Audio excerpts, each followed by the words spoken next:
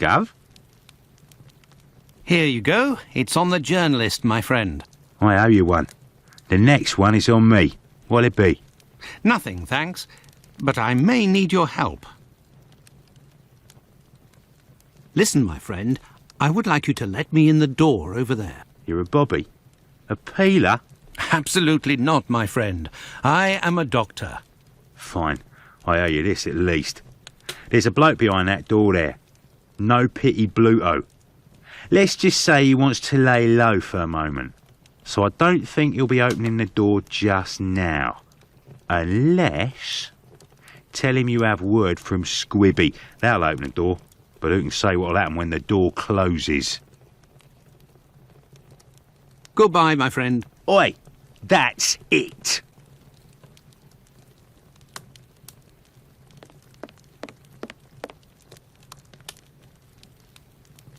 Let me in. I have news from Squibby. But stay calm. And who are you? Where's Squibby? He's out.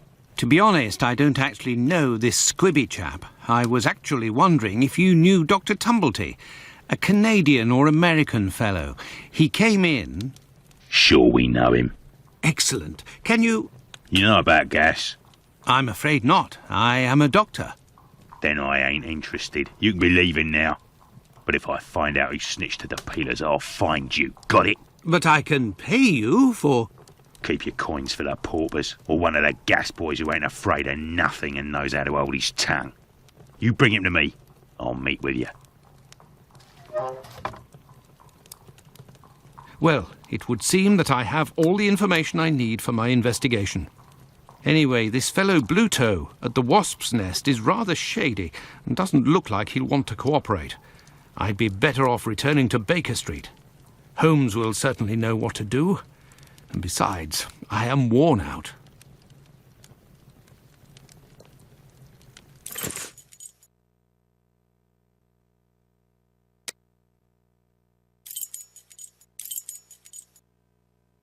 Let's go back to Baker Street. Home, sweet home. There we are, Holmes. I've told you in great detail everything that happened last night. Excellent work, Watson. We shall now be prepared to answer a few questions about the horrible murder in Hanbury Street. Do you think we are now in a position to find out the identity of the murderer of these two women? No, I don't think so. It's outside of our scope and not our responsibility. As much as you've done for Leather Apron and the affair with the pills, our mission is to help the police by ensuring that they don't get caught up following false leads and to point them in the right direction. Let us start from what we know with some certitude. As you have just said, it is almost certain that the same person killed the Bucks Row and Hanbury Street victims. The reason to assume as much are numerous, and I shan't elaborate here. What do these two victims have in common?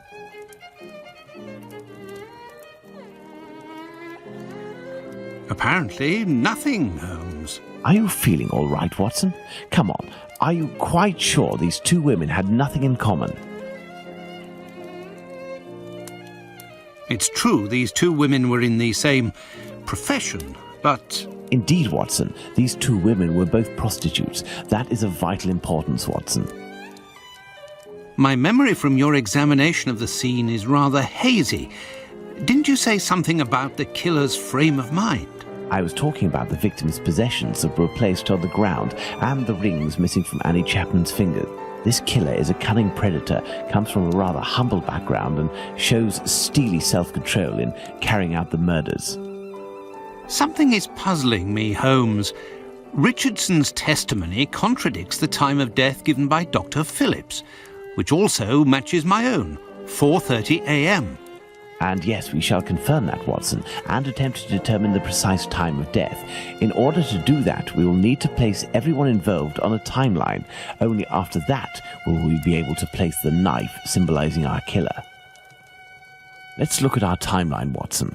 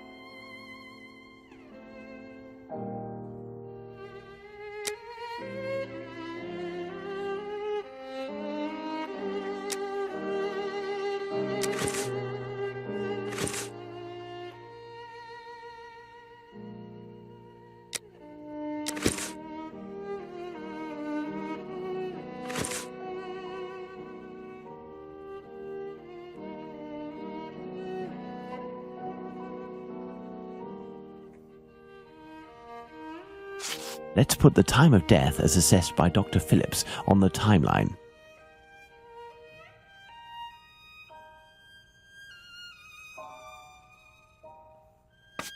The assessment of the time of the murder given by Dr. Phillips and yourself, Watson, 4:30 a.m.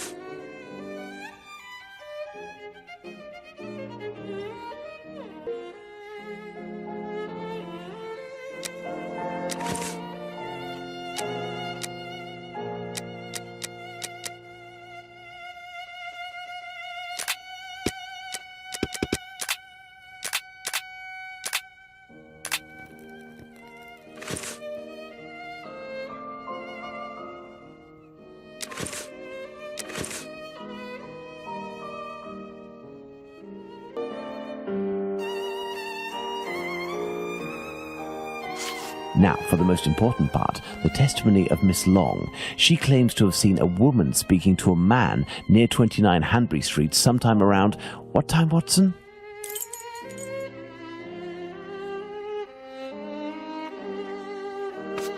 Let us assume, therefore, that Miss Long's testimony is, as is most certainly the case, true. She places her meeting with the victim at around 5:30, claiming to have heard a clock chime on the half hour at the moment when she enters the street.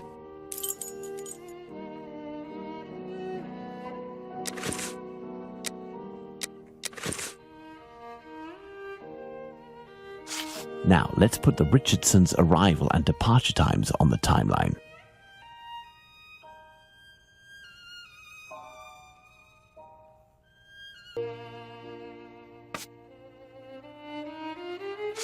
Now, let's put the Richardsons' arrival and departure times on the timeline.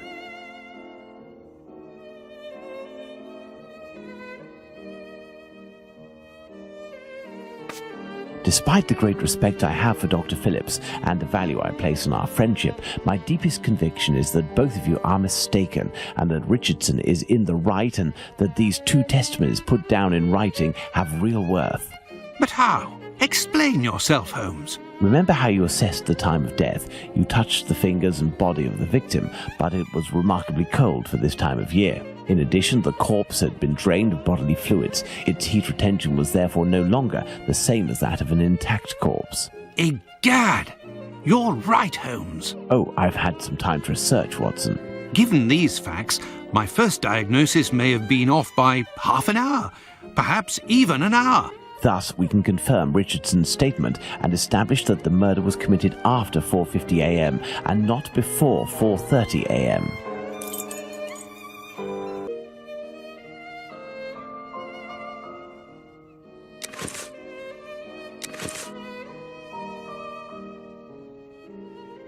Our next witness is Albert Kadosh.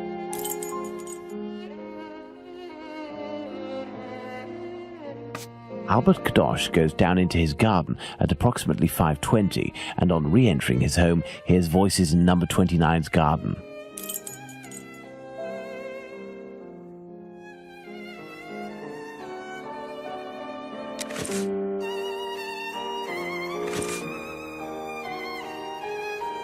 Let's place this symbol that represents Kadosh on the timeline.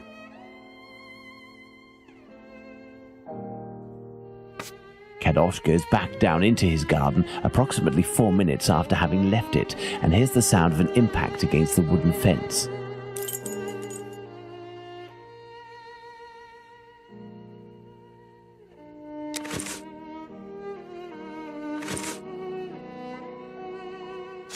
Let's place this symbol that represents Kadosh on the timeline.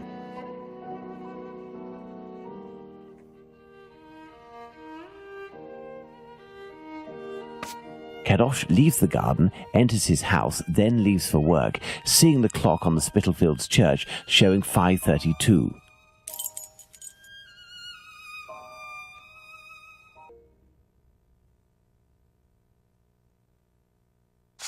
We left the station at 6 o'clock and it took us 20 minutes to arrive at Hanbury Street. Our arrival at the scene occurred at around 6:20. Given the distance separating the two locations, we can deduce that the corpse wasn't discovered after 6 o'clock and therefore that the murder must have been committed before. Excellent, Watson. All our people are now in place. Yes, but Holmes, Miss Long claims to have seen the victim at around 5:30. But according to Kadosh, someone, most certainly the victim and her murderer, was already in the garden at 5:30. Excellent observation, Watson. It must be noted, however, that these two witnesses, Long and Kadosh, saw the time shown on the clocks in the area, which are often inaccurate and went by their empirical and, in this case, erroneous estimate of how much time had passed. Thus, neither of these two times can be considered reliable. Do you mean to say that these two testimonies might match? Indeed. Let's put Miss Long's meeting with the victim at 2 minutes before 5:30.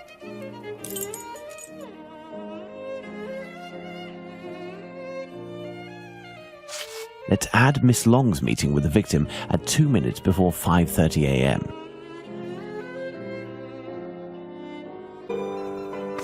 Mr. Kadosh claims to have passed by the Spitalfields church at 5:32, which, given the distance from 27 Hanbury Street, would mean he was still at home at 5:31. Let's therefore put the end of his testimony at 5:31.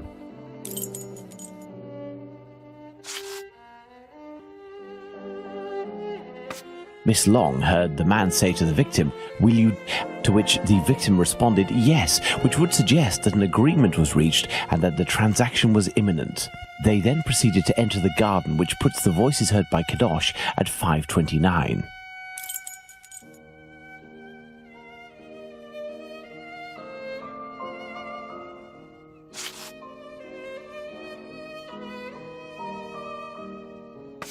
We had thought that Kadosh had left 27 Hanbury Street at 5:31 after having heard an impact against the fence. Thus, 2 minutes passed between the moment when Kadosh entered the house after having been in the garden the first time and the moment when he returns to go out again and leave for work. How long did he estimate this interval to be?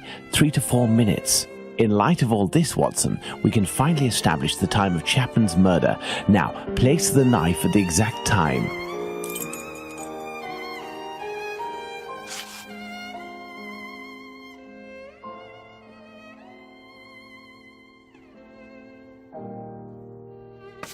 Now then, taking into account that the local clock isn't exact and that a young man was off by a minute or two in his estimations of his comings and goings, we can confirm Miss Long's testimony and place the time of the crime at approximately 5:30. But in that case, Holmes, the man that Miss Long saw is none other than... That's right, Watson. It was the Whitechapel killer. To think that Miss Long and Kadosh were only a few feet away from him. Indeed, Watson. Had Miss Long passed just a little closer to the victim and her assassin, or had the young Kadosh popped his head over the fence out of curiosity, the killer would most certainly already be behind bars. That's some stroke of luck he had there. I couldn't agree more, Watson. But his luck didn't end there, given the mutilations inflicted upon this poor woman. What must be considered above all is the killer's obvious wish to remove one and only one specific organ. His surgery pinpointed the exact spot, avoiding superfluous incisions. This suggests the man possesses at least a minimal anatomical knowledge. Are you suggesting a doctor or a butcher? Perhaps, but the possibilities are still too broad to conclude with any certainty. Now for the motive. Despite my almost complete lack of practical experience on the subject, I have a rather precise idea of the usefulness of a uterus and a vagina.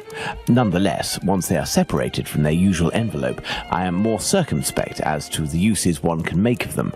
What do you think, Watson? We need a board, Watson.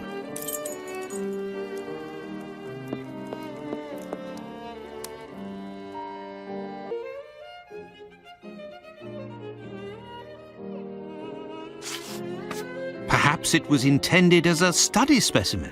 I have little faith in that theory. Hardly anything was taken from the Bucks Row victim.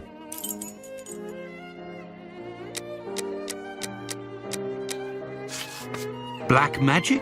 Watson, this line of investigation is far too vague. We don't have a single clue in support of such a motive. We can eliminate this hypothesis.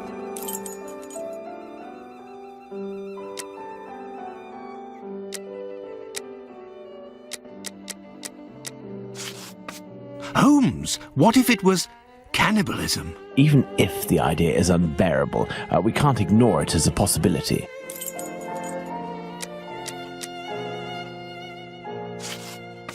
A desire for some sort of morbid trophy? I'd be inclined to dismiss this motive. If this were the case, why would nothing have been removed from the Bucks Row victim?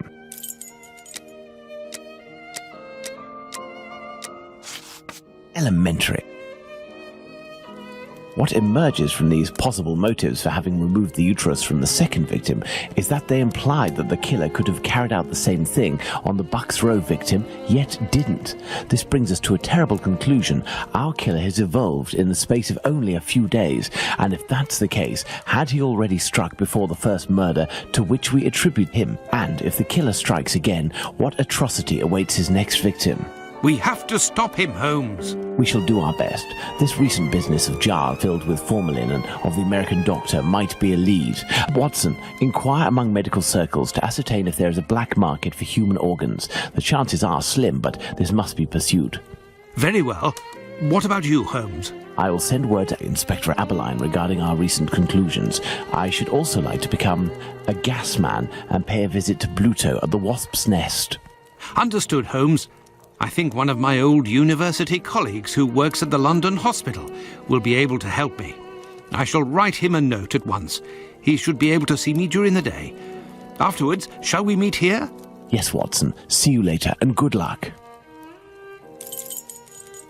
I must get to the London hospital, where my old university colleague works.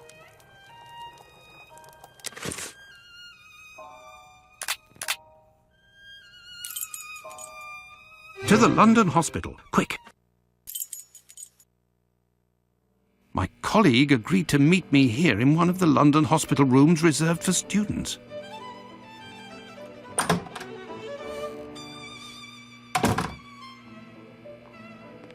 Ah, John, you're there already. Punctual as always. Tell me, you don't seem to be in good shape. Is it possible that your recent marriage is making you this morose? Ah, you know me well, Andrew. No, it's a strange and terrible affair that concerns me. Have you read my note? Yes, I admit that I was surprised.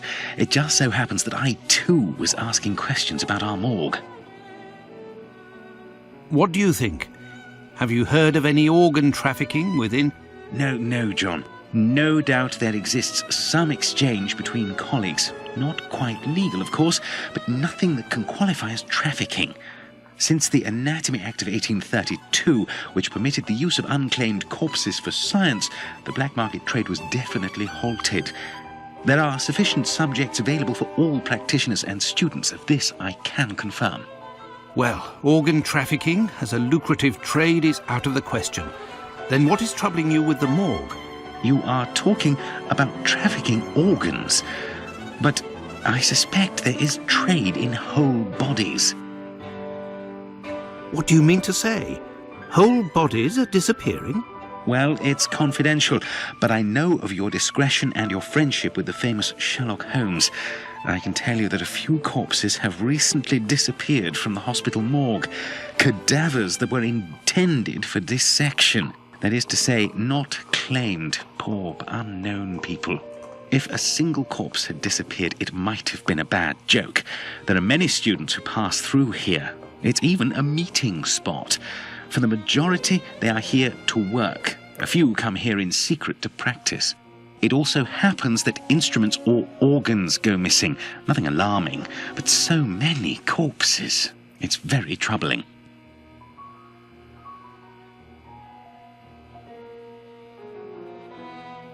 But the hospital doctors aren't doing anything? No, That is to say, they would prefer not to call the police at this point.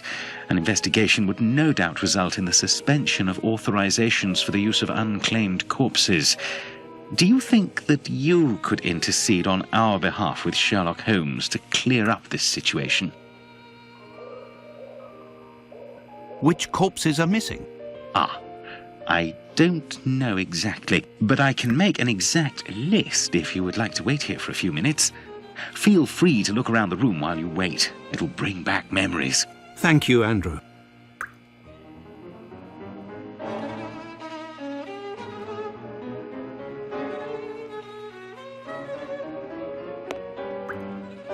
It's here that students come to carry out their experiments.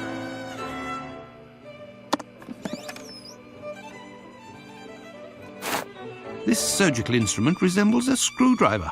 How amusing. It might come in handy. I will return it later.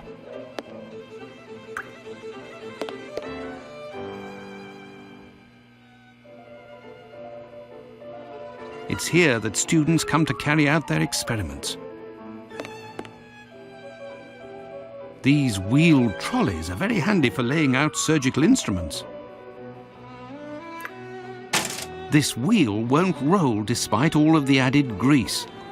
Curious, as Holmes would say.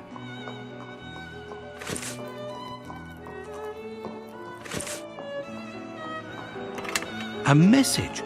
I'll be... Why the devil was it hidden here?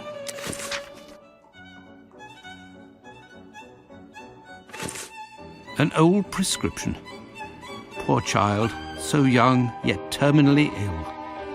Strange, someone scrawled something. Part of it is in Latin. These are instructions, it would seem.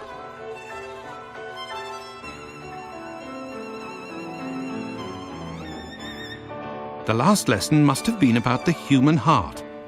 And for a class of beginners, I expect, as this diagram is rather rudimentary.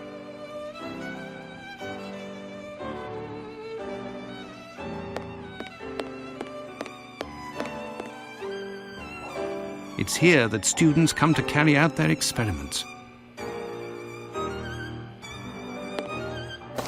An encyclopedia of anatomy. A page on the human heart is dog-eared. Let's see.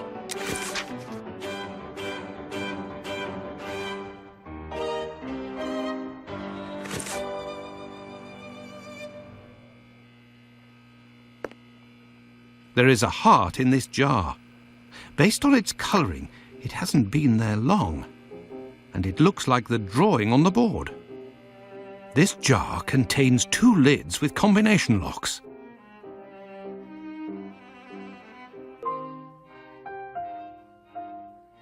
I am missing some information.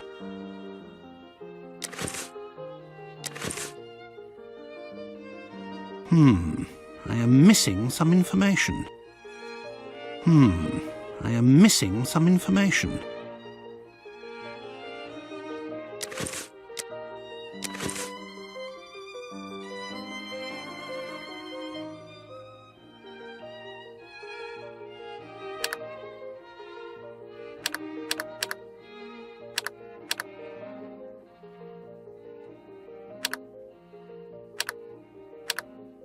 Look, there was a bit of paper stuck between the 2 lids.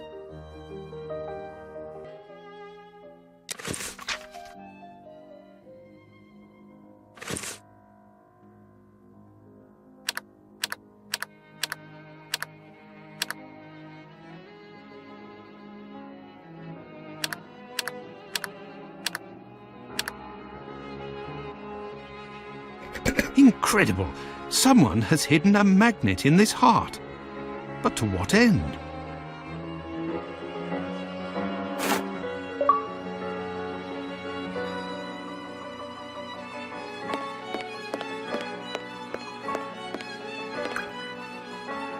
Nothing of interest here. Nothing of interest here. Nothing of interest here. Incredible! There is a magnet with a hook behind this pane of glass. I am in need of something.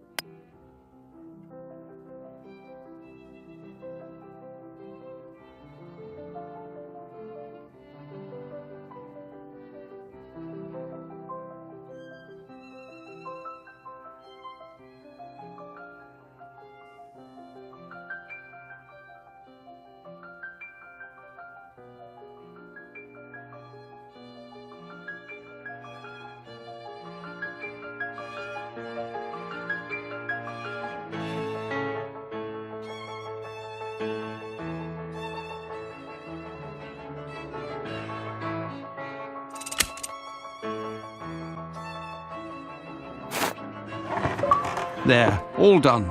Holmes couldn't have done better himself. A hole! I can make out something inside, but how to get it out? I will need a hook.